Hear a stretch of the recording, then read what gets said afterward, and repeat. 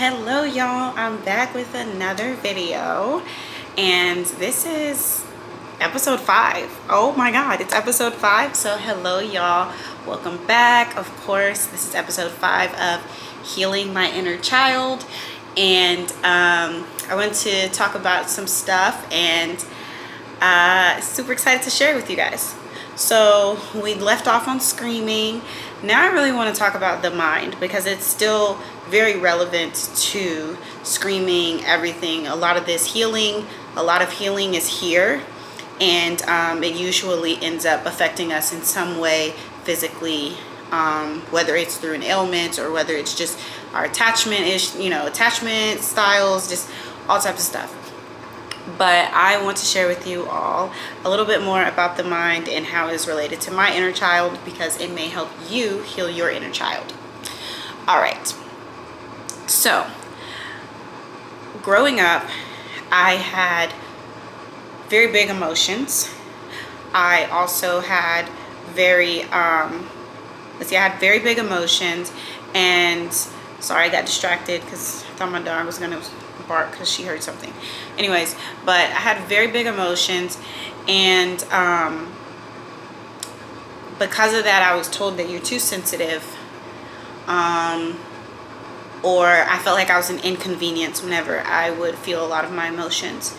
And a lot of times my emotions were really big because I didn't want to inconvenience. So then once it was finally, I was suppressing things. So once I finally was able to release them, or I kind of like, my cup runneth over in a bad way, it was bubbling over, I would react very largely to things.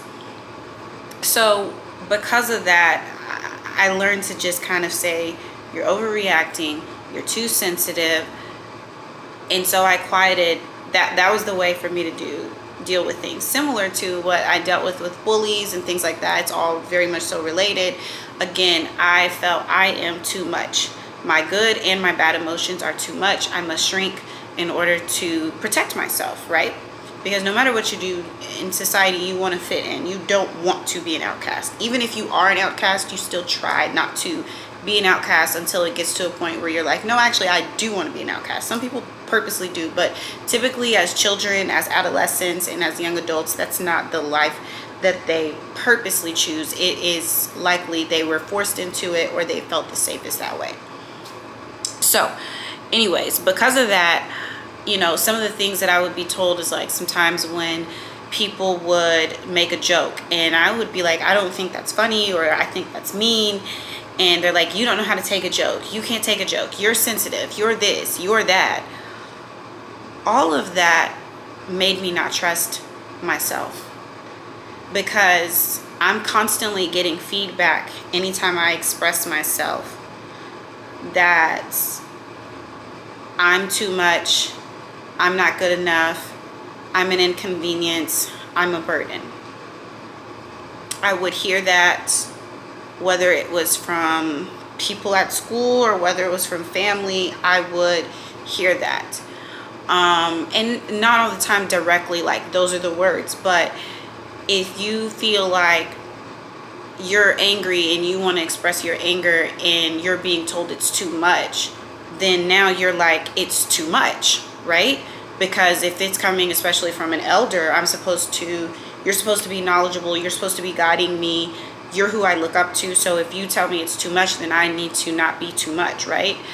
And there are times, like, not everything that someone says that's negative about you is negative, right? It doesn't necessarily mean that, like, they didn't love me, they didn't care about me, they didn't whatever.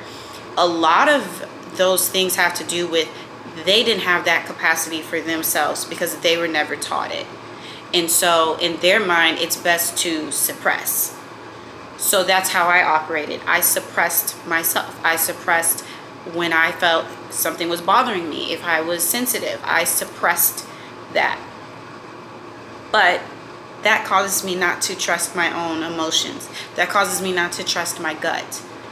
And I have a lot of gut health issues, and I truly, truly, truly believe that is connected to the amount of things that I swallow, like swallow your pride.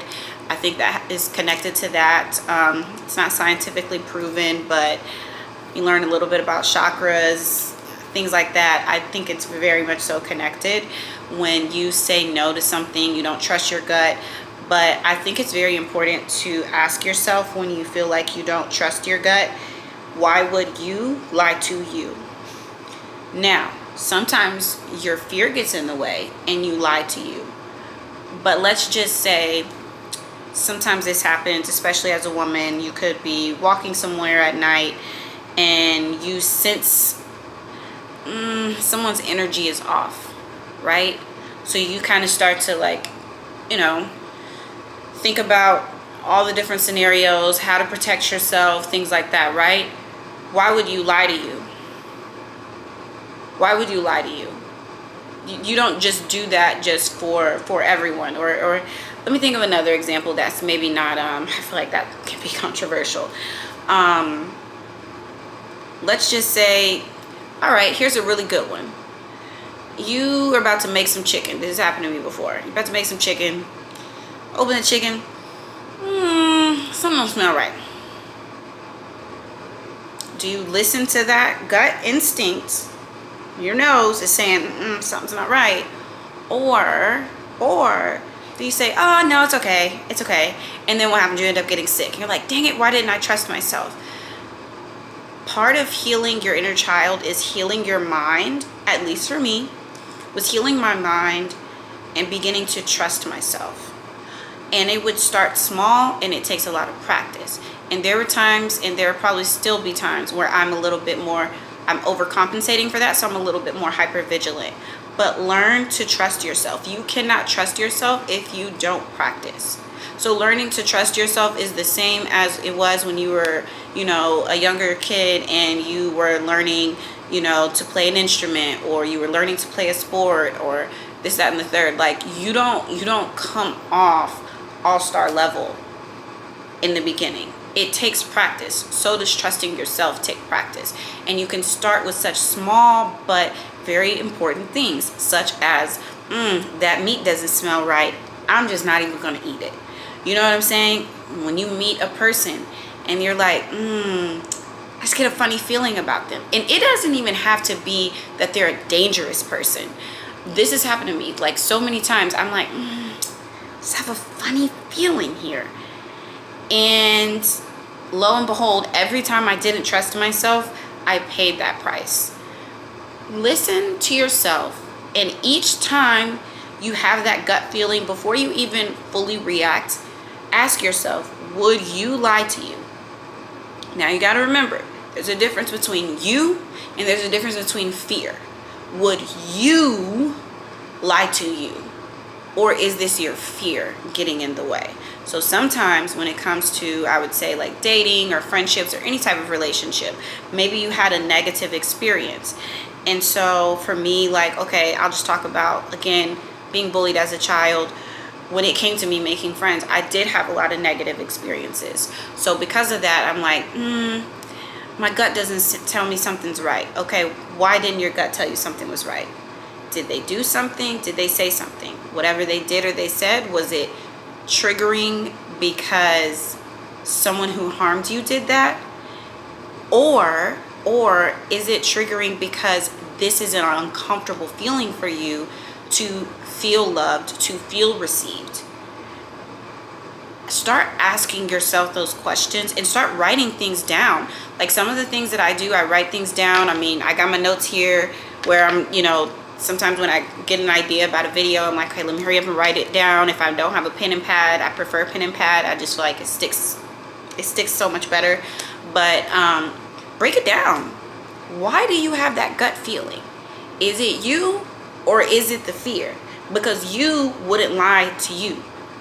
And oftentimes you think you're lying to you when those were other people who were either they didn't have the capacity for you or they were trying to shrink you, that lied to you, and now you have them inside your head and you're operating as if they're guiding you through life. And another question, do you want them guiding you? Do you want their life? I can't remember who I heard. I I want to say it was Kerry Washington. She was on the Breakfast Club. I feel like it was, no. Oh, she was in the show, Half and Half. She was in the show, I cannot think of her name right now. I'm gonna think of it and I'm gonna put it here. Can I do that? Yeah, or no, I don't know. I'm gonna put it somewhere. So I'm gonna put it in the comments or something. I don't know how to do all that stuff yet, but because I want to get this video out. But she said, I don't take advice or criticism from people whose lives I don't want. And not to say you want certain people's lives, but like people who you don't feel that you should look up to, people who you don't feel have the purest intentions. So like, for instance, I'll use my fave, Beyonce. If Beyonce was critiquing me about something, let's just say it was music, I would listen to her. But also, if Beyonce was critiquing me about cooking, I'm not listening to her. If you know, you know. B can do a lot of things. B can't cook. She said it herself.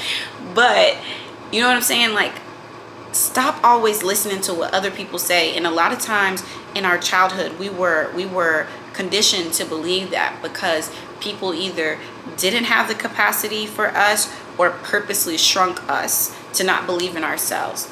Maybe that's why your gut and your stomach is always hurting, because you're not listening to it. Your mind and your gut are literally connected, okay? And that's something for someone who is probably way more well-versed in this space. But just want to say, sometimes healing your child, healing your inner child means healing your mind and remembering, am I sabotaging myself, you know, or is this fear, you know, coming in, or is this truly me? And listen to your gut. And if you're unsure, write it out, talk it out, put it in the notes app out, whatever you have to do, and practice it. And practice it in the small things. Like I gave the chicken example. Practice it in the small things. So once it gets to the larger things, especially when it comes to dating, career decisions, anything that has like long-term, you know, potential repercussions, good or bad, anything that has that, you know, you might want to like write it down, get more in depth, and that's going to take some time. But start with the small. Just start there. Start trusting yourself.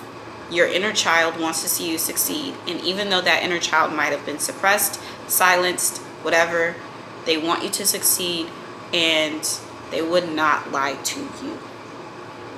Love you. Okay, that's all I have. Bye, guys.